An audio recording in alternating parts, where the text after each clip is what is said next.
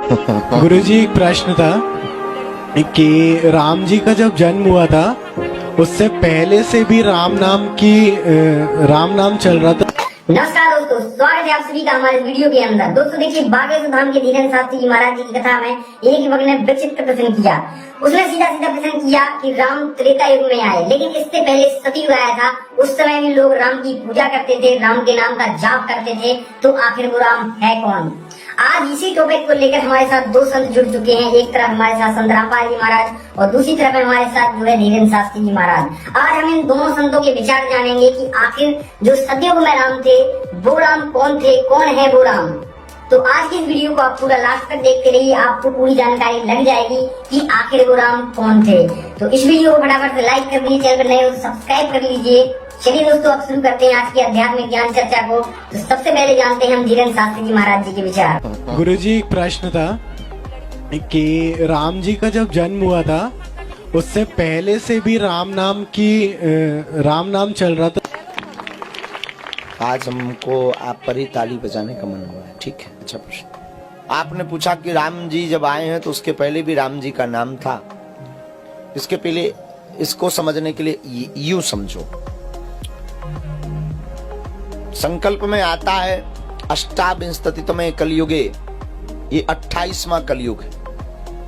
27 बार जो युग चल रहा है ये बीत चुका है। 27 बार द्वापर बीत चुका है, 27 बार त्रेता बीत चुके हैं और 27 बार राम जी इस धराधाम पर हो चुके हैं।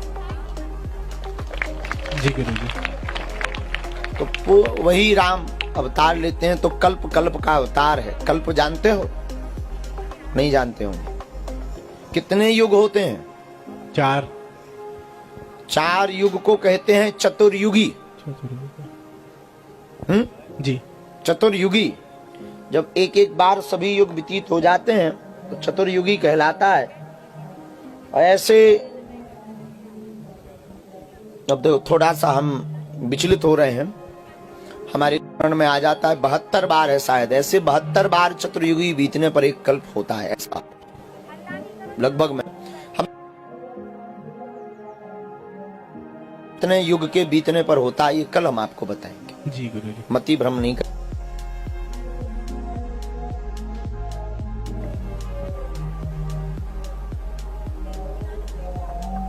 बहुत अच्छा उत्तर है। राम जी शाश्वत हैं, आदि हैं, अनादि हैं। राम जी से ही समस्त संसार की रचना हुई है। राम जी के अवतार होने का एक सिर्फ नाट्य अभिमंचन है, मंचन है। इसलिए आपने ये जो पूछा कि राम जी के अवतार के पहले भी राम नाम था, जी हाँ, राम जी के अवतार के पहले भी राम नाम था, क्योंकि राम जी ने ही पूरी दुनिया को बनाया है। वो तो लीला करने के लिए पुनः प्रकट हुए हैं। जी गुरुजी। देखिए दोस्तों, अभी आपने सुने धीरेन्द्र शास्त्री जी महाराज जी के विचार। अब जानते हैं हम संत रामपाल जी महाराज जी के विचार। राम नाम रटते रहो। परमेश्वर ने स्वयं ही हमें एक तत्वदर्शी संत बनकर हमें समझाया है, अपना ही डबल रोल करके कहा है कि राम नाम रटते रहो जब तक घट में प्राण। और कभू तो दीन दयाल के भनक पड़ेगी कान। तो कौन से राम का जाप जपना चाहिए? अब यहां समस्या आती है। अब हमने अनेक राम यानी देव भगवान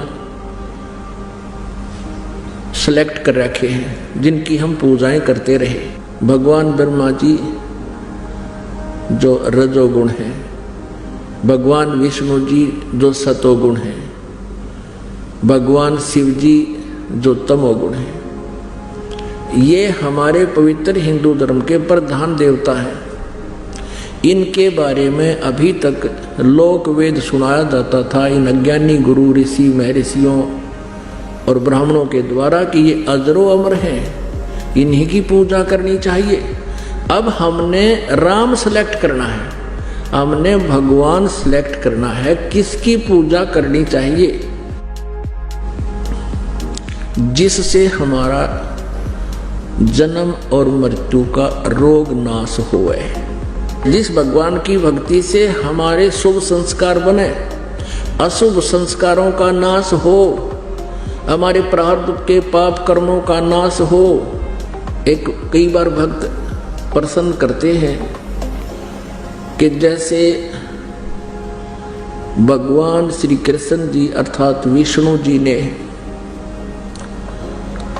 राजा मोरध्वज के पुत्र ताम्रध्वज को आरे से 2 फाड़ करवा के उसकी मृत्यु हो गई थी, फिर उसको जीवित कर दिया था। तो वो भक्त कहते हैं क्या भगवान श्री विष्णु अर्थात श्री कृष्ण जी में शक्ति नहीं है? ये भी तो दुख दूर कर सकते हैं। अब पुण्यात्माओं, अब मोरध्वज राजा के पुत्र को जीवित करके दुख दूर क्या किया? वो तो दुख पैदा किया श्री कृष्ण ने जाके, और जाके कह दिया हमारे शेर का आहार तुम्हारे परिवार में से एक आदमी हो। और लास्ट में लड़के के ऊपर आप फैसला कर दिया, तुम अपना लड़का काटो मेरे शेर के लिए, सिंह के लिए। अब उसने तो समस्या पैदा कर दी जाकर, उनके जी ने सुख के कराया, वो लड़का जीवित कर दिया। अब पुण्यात्माओं, ये 16 कला के भगवान हैं और ये चतुर्भुजी भगवान है। एक छोटा मोटा सिद्ध भी ऐसी क्रियाएं कर देता है। गोरखनाथ जी ने अपने गुरु मच्छंदर नाथ जी की अस्थि उठाकर उनका शरीर फूंक दिया गया था, उन अस्थियों से ही उसको पुनर्मनुष्य बना दिया और जीवन दान दे दिया। तो यहां कहने का भाव ये है कि और वही श्री कृष्ण जी जिसने मोरध्वज के राजा के पुत्र ताम्रध्वज को जीवित कर दिया आरे से चरवा कर मृत्यु के उपरांत, वो अपने सगे भांजे अभिमन्यु को जीवित नहीं कर सके। श्री कृष्ण अर्थात विष्णु जी जो सुभद्रा पुत्र थे अभिमन्यु जी, महाभारत के युद्ध में चक्रव्यूह में उनकी मृत्यु हो गई थी। पांडवों का कुल नाश हो रहा था, श्री कृष्ण रो रहा था, सुभद्रा रो रही थी, 5 पांडवों के आंसू टपक रहे थे। श्री कृष्ण जीवित नहीं कर सके, कारण क्या है? परमेश्वर कबीर जी ने बताया है कि उस ताम्रध्वज लड़के के श्वास शेष थे, यानी उसकी आयु शेष थी, और उस अभिमन्यु की आयु शेष नहीं थी।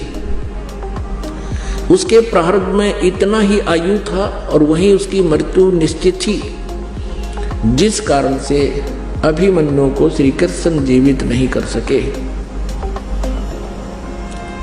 मासा घटे न तिल बधे, विद न लिखे जो लेख, सच्चा सतगुरु मेट कर ऊपर मारे मेघ। तो कबीर देव जी, कबीर परमेश्वर जी यदि हमारी आयु शेष ना हो उसको भी आयु प्रदान कर सकते हैं। और इस दास के इस आध्यात्मिक जीवन काल में एक नहीं हजारों की संख्या में ऐसे उदाहरण है यहाँ इस संगत के अंदर, जिन्होंने सच्चे दिल से भगवान की नियमित मर्यादा में रहकर साधना की है, उनकी कह करके आयु बढ़ा रखी है पुण्यात्माओं। और यही वेद प्रमाण देते हैं कि पूर्ण परमात्मा अपने साधक की आयु को भी बढ़ा देता है। अब थोड़ा सा प्रमाण वेद दिखाते हैं आपको। कबीर परमेश्वर जी ने अपनी प्यारी आत्मा धर्मदास जी से कहा था कि धर्मदास, वेद मेरा भेद है, मैं मिलूं वेदन से नहीं, और जौन वेद से मैं मिलूं वो वेद जानते नहीं। ये चारों वेद मेरी ही महिमा का गुणगान कर रहे हैं, लेकिन इन वेदों में वर्णित विधि से मेरी प्राप्ति नहीं हो सकती। और जौन से वेद में जौन से सदग्रंथ में यानी सच्चिदानंद घन ब्रह्म की वाणी में सूक्ष्म वेद में, उसको सूक्ष्म वेद बोलते हैं, सूक्ष्म वेद में परमात्मा कबीर देव जी के पाने की पूरी विवरण है। और वो वाणी, वो सूक्ष्म वेद परमात्मा ने अपने मुख कमल से, अपने मुखारविंद से स्वयं ही बोलकर सुनाया और लिपिबद्ध करवाया हुआ है।